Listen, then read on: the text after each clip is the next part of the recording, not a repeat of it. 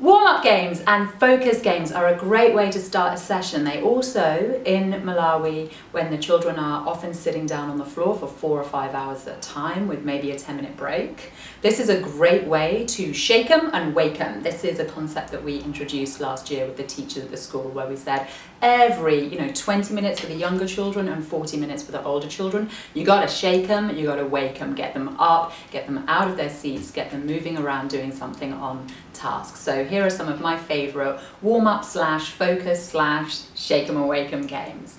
They love to sing, "Hi, my name is Joe." It goes like this. "Hi, my name is Joe, and I work in a button factory. I got a wife and 3 kids, and one day my boss says to me, he says, 'Joe, are you busy?' I said, 'No.' He said, 'Push this button with your right hand.' Hi, my name is Joe, and I work in a button factory. I got a wife and 3 kids, and one day my boss says to me, he says, 'Joe, are you busy?' I said, 'No.' He said, 'Push this button with your left hand.' Hi, my name is Joe." You see how it goes? You just keep repeating. And each time try and get a bit more acty, you can even have a different voice for the boss, and Joe's getting more and more incredulous or more eager. Another good English teaching opportunity there, till eventually you've got your right hand, your left hand, your right foot, your left foot. This looks like this. And then the head, and finally the tongue is going, and Joe finally says, "Hey Joe, are you busy?" I said, and the children love it. Yes! And stop. They love it and will ask you to play it with them. "Hi, my name is Joe." Learn it and have fun with it. Passing something around a circle or down a line is a great way to deal with the space cramp out there in Malawi, especially at St. John's. They have about 150 students packed into space that's designed for 70. So not easy to get children on task and all joining in.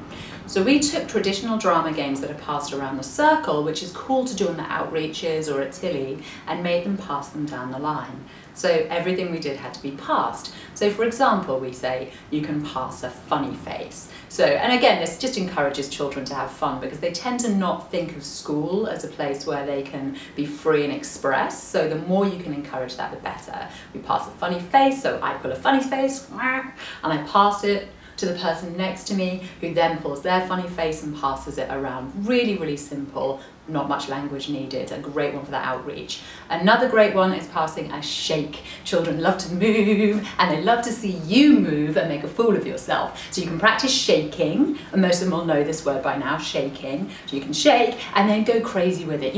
Shake your bum, shake your boobs, like really get into it so that the children have got something to laugh at, and you pass that shake. So then the next child has to shake and shake and shake and shake, and they will put you to shame at how much they can shake.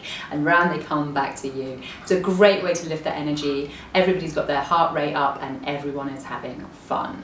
More things to pass can be passing growls, passing emotions like sadness, and this is a good one to scale, especially down a line. So you can have starting with a little bit of sad, to by the time that we're in the middle, we want some throat action here, and by the time we get to the person at the end, that person gets to go all out 100% and really die of crying. And then you can pass it back the other way with joy, where we have a shy smile building to the giggles, building to absolute death by laughter at the end. It's a great way to get all of the children in a whole class joining in and scaling from one end to the other, and then back again. It will take about 5 minutes to do. Everyone's been involved, everyone's had fun, and everyone's joined in that day.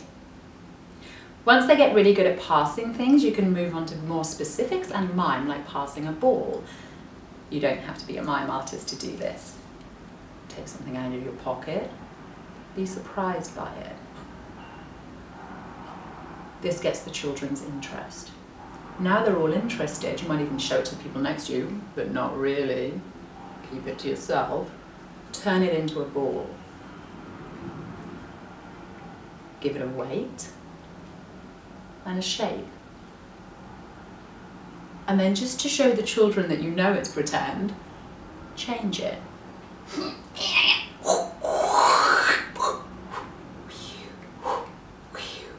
And pass it. The child next to you now has got it. They can change the ball, and you can always encourage them with hand actions if you need to. They can make sounds, and again you can encourage them and see how they can pass it around and what different shapes of ball they can make. Once they've got really good at passing things around and they're using their imagination and changing things, you can introduce a really beautiful closing exercise called special box. Here I call it magic box, but beware of that word in Malawi, so we call it special box. We reach behind us and get our special box. Again, this is a great one for that outreach because you really don't need language. Put it down. It's all about the prep. It's all about the setup. Get interested by it.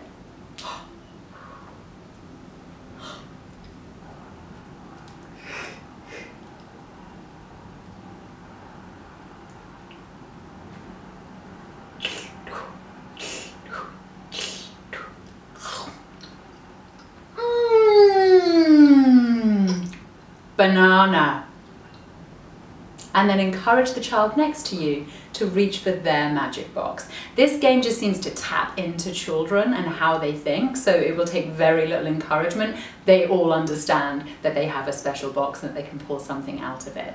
Once they've got the idea of small things, foodstuffs tend to be a good start, especially in the village, then you can have loads of fun with it. You can pull a horse out of there, or a car, an aeroplane, and encourage them to go absolutely wild. It's a beautiful closer, especially if you want to make sure that every child in the class or every child down one particular line that day gets a chance to participate and have their voice heard in class.